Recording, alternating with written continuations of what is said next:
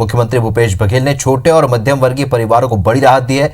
अब भूमि की खरीदी बिक्री में शासकीय गाइडलाइन की दरों में 30% की छूट के साथ ही 75 लाख रुपए तक के आवासीय मकानों और फ्लैट पर भी 31 मार्च 2021 तक पंजीयन शुल्क में 2% की छूट मिलेगी। राज्य शासन के वाणिज्यिक कर विभाग की ओर से जारी की गई अधिसूचना के मुताबिक ये संपत्ति जिसका बाजार मूल्य 75 लाख रुपए से कम है या बराबर है, वहां आवासीय मकानों और फ्लैट्स के विक्रय अभिलेखों पर पंजीयन शुल्क के मौजूदा दर में 2% की छूट अब दी जाएगी। अब 31 मार्च तक 2021 तक के लिए इसे बढ़ा दिया गया है। ये छूट आज से लागू होगी। इन दोनों ही तरह के छूट मिलने से छोटे और मध्यम वर्गीय परिवारों को अपने मकान खरीदने का सपना पूरा करने का मौका मिलेगा।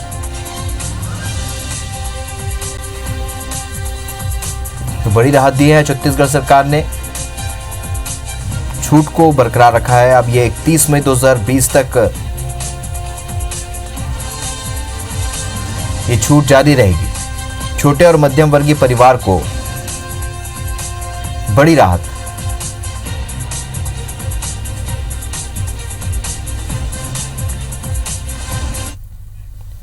सौरभ परिहार हमारे सहयोगी और ज्यादा जानकारी के साथ इस खबर पर जुड़े। सौरभ, किस तरह की राहत सरकार यहां पर मध्यम वर्गीय परिवार को दे रही, क्योंकि देखने में आया है कि कोरोना कोविड-19 के संक्रमण और लॉकडाउन के चलते मध्यम वर्गीय परिवार सबसे ज्यादा परेशान हुआ है। बिल्कुल, देखिए राहुल, ये छत्तीसगढ़ सरकार का कोरोना लॉकडाउन और कोरोना काल के बीच एक बड़ा फैसला है।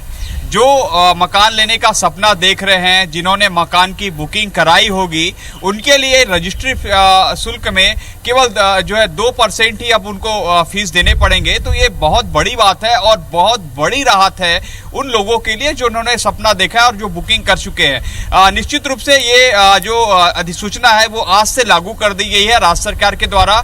और ये सरकार ने स्पष्ट किया है कि 75 लाख रुपए से नीचे के मकान है, आवासीय मकान है, उन पर ये 2% छूट जो है पंजीयन शुल्क पर छूट मिलेगी।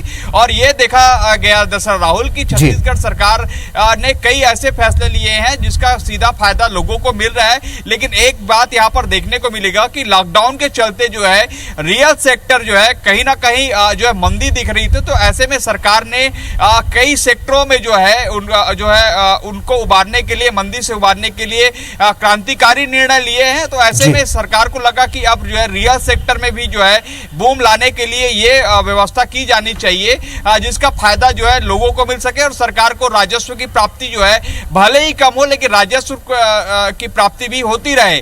तो इसलिए सरकार ने कल रात ये अधिसूचना जारी की है और इसकी आज से जो है अधिसूचना जो है पूरी तरीके से तत्काल प्रभाव से लागू कर दी गई है। दरअसल एक बात और इस पे समझना होगा कि जिन लोगों ने दरअसल अभी लॉकडाउन है, इसके चलते लोगों के पास पैसे की कमी है, तो कई लोग जो ऐसे हैं कि मकान बुकिंग तो करा दिए हैं लेकिन अब जो है उनको डाउन पेमेंट देना है। तो अब जो है वो डाउन पेमेंट देकर जो है बैंक से डाउन पेमेंट देकर अपनी EMI बनवा लेंगे और मात्र 2% रजिस्ट्रेशन फीस देकर वो अपना एक मकान का सपना देखें या आशियाना का सपना देखें, वो पूरा कर सकेंगे। राहुल जी, सौरभ, अगर इस छूट की बात करें तो क्या इस सीमित दिनों के लिए आगे भी इसे एक्सटेंड किया जा सकता है?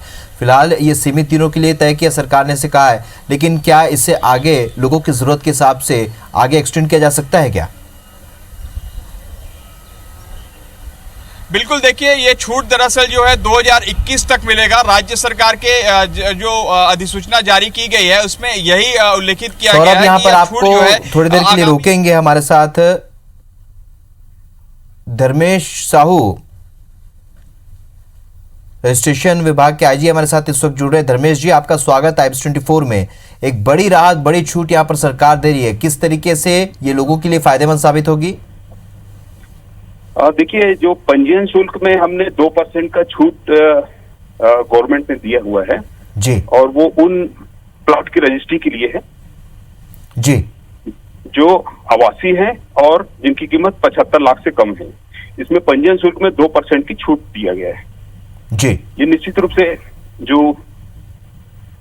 अपने आवासीय जो भवन जो खरीदना चाहते हैं उनके लिए शासन की ओर से बहुत बड़ी राहत है। जी धर्मेश जी, ये बहुत बड़ी राहत तो है, लेकिन ये राहत क्या सीमित दिनों के लिए है या लोगों की जरूरत के हिसाब से या उनकी परेशानी को देखते हुए इसे और एक्सटेंड किया जा सकता है? ये शासन के स्तर पे इसमें निर्णय होगा, जी। लेकिन फिलहाल ये साल भर के लिए लागू रहेगी छूट। जी, फिलहाल क्या कुछ प्रतिक्रिया देखने को मिल रही है यहाँ पर? जो लोग आज घर का सपना देख रहे हैं, मध्यम वर्गीय परिवार, निम्न वर्गीय परिवार, उनके लिए कितनी बड़ी सौगात है? बहुत बड़ी राहत है उनके लिए, जी और निश्चित रूप से उनको अपने खुद के घर का सपना इससे पूरा हो सकेगा। चलिए धर्मेश जी, हमसे चर्चा के लिए, बातचीत के लिए आपका बहुत बहुत शुक्रिया। धर्मेश साहू, आईजी रजिस्ट्रेशन, बता रहे थे किस तरीके से इस पर सरकार ने फैसला लिया है और साथ ही आगे क्या कुछ इस पर हो सकता है। सरकार के ऊपर होगा निर्णय लेने का अधिकार कि वो किस तरीके से इसे एक्सटेंड करेगी या फिर फिलहाल सीमित दिनों के लिए ही ये योजना होगी। सौरभ, आपका भी हमारे साथ जुड़ने के लिए बहुत बहुत शुक्रिया।